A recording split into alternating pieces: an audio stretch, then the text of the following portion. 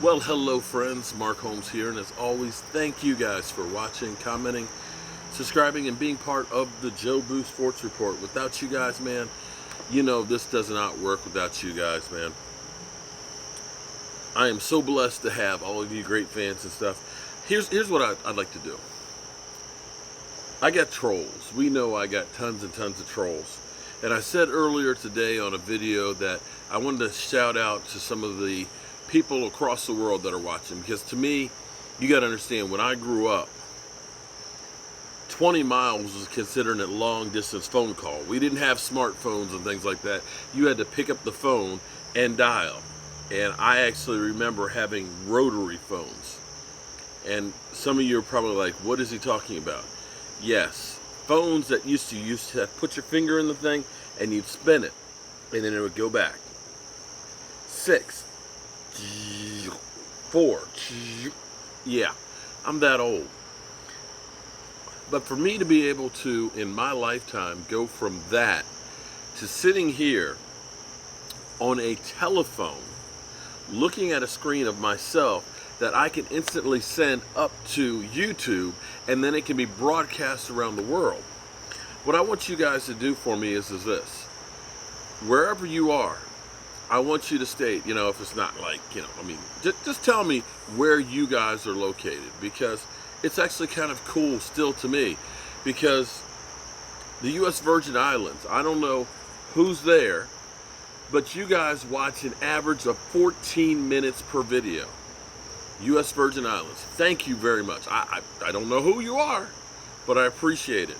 But it's crazy because as you look at the listings, I see Afghanistan. That's got to be some of our soldiers defending our country, in Saudi Arabia. So, people that are in the military and stuff, thank you so much for watching the Joe Boo Sports Report. And more importantly, thank you for keeping our country safe. I see you, like I said, Djibouti, South Africa and stuff. But give me where you guys are from. Because we're always told that you can't be a Cowboy fan unless you're from Texas, or more importantly from Dallas. And I dare say that that's some bull crap, because the Dallas Cowboys, we're worldwide. And I want to go ahead and hear where all you great fans are from. So, we had a loss, and a lot of people are losing their minds. I never thought we were going to be perfect. I never predicted that our team would be 16-0. I said 11-5. You're going to lose some games. And it's so amazing to me that people who have lost games, because, there's only one team in the NFC that's undefeated, and that's San Francisco, who's playing a 4-play schedule and had a bye week. Everybody else is 3-1 or less. That's a fact. Everybody's losing games. The Rams lost 55-40 to Tampa Bay at home. New England got out a victory 16-10 to Buffalo, and had it not been for a defensive score, they could have lost that game. The Eagles, they got a victory, but I'm not sure they won it as much as Green Bay lost it. That's football. Crazy things happen. But I got to tell you, the more I hear from our players that this isn't about having a job and getting paid. This shit is for those guys real. A lot of these guys took it personally and do not like this effect. For example, Zeke Elliott. He held out because he said, hey, I'm worth a whole bunch of money, and I want to get paid as thus. And for him to get 35 yards, his third worst performance in the time he's been in the NFL, he can't wait for Sunday to get here to make amends for that. He doesn't like losing. He does not like being ineffective. He does not like hearing this crap from these talking heads and stuff. And I believe that a lot of people on this team feel that way. Now, we've got some guys that are nicked up. Fortunately, we only had 3 players that didn't practice. Tyrone Crawford, who has been dealing with bursitis in his hips all season. Tyron Smith, who has a high ankle sprain. who today was seen walking around without the boot, which is a good sign. It's a good sign. And they're thinking that maybe he might only miss one game. Michael Gallup, who was limited, working on the side, but did some teamwork, says he's ready to play. Now, he had work on his meniscus. Now, the good thing about work on the meniscus is this, and believe me, I know a lot about knees. Believe me, I just got back from my orthopedist earlier tonight where he says that basically, and this is for you, DJ, who says nobody gives a rat's ass about my injury. Well, here's the thing about this channel. This channel is about the Dallas Cowboys and how it relates to life, or how life relates to football. And one of the things that definitely relates to football is screwed up knees. What these guys are out there doing right now, Michael Gallup, having had surgery 2 weeks ago on his knee, getting back out on the football field. Let me say that again. That scar hasn't even healed yet from where they went in with the scope. And he's out on the practice field now. I did that in high school. 3 weeks after having surgery, 2.5 weeks after having surgery, I played football on a knee. And I'm paying for it now. So these are life lessons that people are learning. But the meniscus basically is a cushion between the knee joints. And what they went in and did was they basically went in and cleaned it out. And that's a lot different than if it's, say, reattaching an ACL or if it's a sprained ligament. So structurally, the knee is fine. It's just a matter of they go in, we're going to smooth out this meniscus so that way the bones can move smoothly on it, which is good. That's a good thing. And so it's more of a pain threshold and not structurally damage that you can really do. That's a good one. Lyle Collins popped up on the injury list with back ailments, basically a sore back. We don't know if he's going to be out this game or not, but he was definitely out practice today. And I get so much grief. I'm sorry, my dyslexia bothers some people. I will never get Xavier S. Foul. You know who I'm talking about. The big offensive guard, okay? He's playing right guard for Connor Williams, who's moved out to tackle, where he really wants to play. And we got Cam Fleming playing right now for Tyron Smith. He's done, I'm not going to say Tyron Smith work when he's been in there, but he's played well enough that it's not Chaz Greenish. So we have those two guys, and like I said, Tyrone Crawford.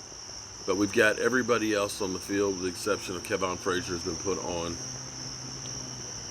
injured reserve. But I don't think these guys really liked losing that game. And the thing that still amazes me is last season. Last season, we were 3-5. It would have been easy for those guys to throw in the white towel. We surrender. We give up. You look at a Washington Redskin team, that's what they look like right now. We don't give a rat's ass. It doesn't matter what we do. Our coach is a dead man walking. We got all kinds of changes. I probably won't be here next year, so why bother? And it would have been easy for our team to do that last year. But what those guys did was they got a bunker mentality together. They said enough is enough. We don't give a rat's ass about what they say about us. We don't care what these fans say about us. We're playing for each other, and we're going to do this shit. And when you hear guys, like I said, Zeke Elliott, who's like, I can't wait to get back on the field because I just don't like this. When you hear somebody like Randall Cobb, who says he lives in the moment and stuff, and he's happy about being here and wanted to be here. When you see a guy like Amari Cooper who says, you know what, I was in a cast all week, but in college, I didn't think I could walk, but I played and had the best game of my life. I'm good. I'm going to be ready. That these guys are out to prove something. And that these guys do not like this feeling of losing. And see, that's how I always was. I'm a sore loser. I hate to lose. It drives me crazy. I never understood in college because we didn't win a lot at JMU.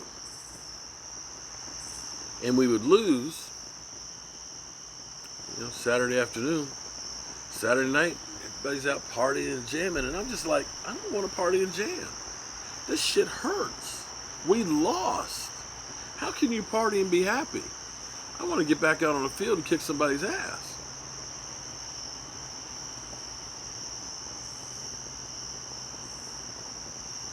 And that's where I think this team is. Sometimes when things come easy, when everybody tells you how good you are, you begin to believe it. And when you start believing that, you're not as hungry. But you know what? When you get bitch slapped and brought back to reality, you realize how hard you have to work. It lights a fire underneath your ass again. And you realize, I don't want this feeling again.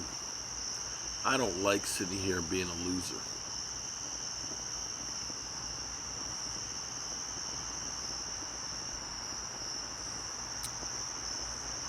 At least, that's the way I feel about it.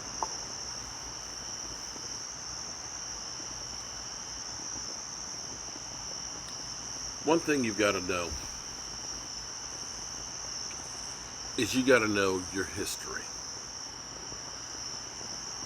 Because if you don't know where you come from, you certainly don't know where you're going. And I like being a student of the game. I know a lot about football, but I know I got lots to learn.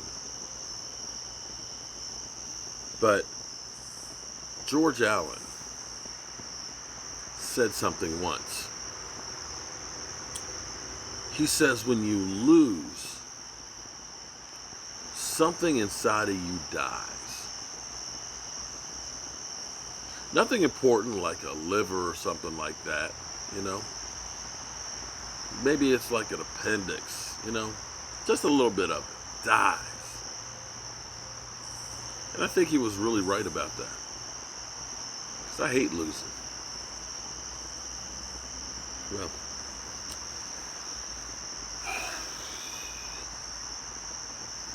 so ends another day. And another opportunity to make yourself better. I'm going to go ahead and carry my ass to bed. So that way we can actually start Thursday. And that's right. I thought this morning was Thursday. Getting old and forgetful. But it's time to turn out the lights now.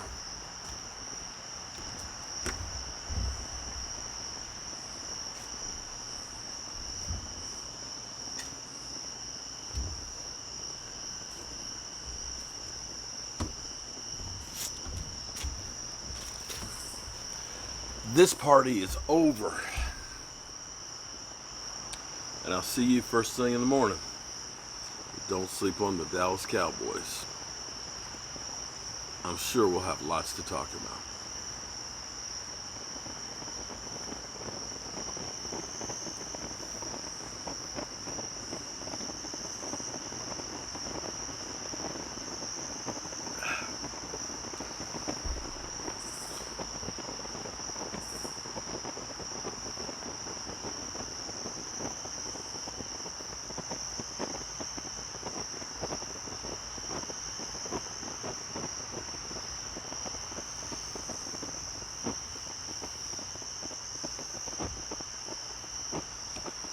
Strive to be the best you can be every single day and never settle for second best.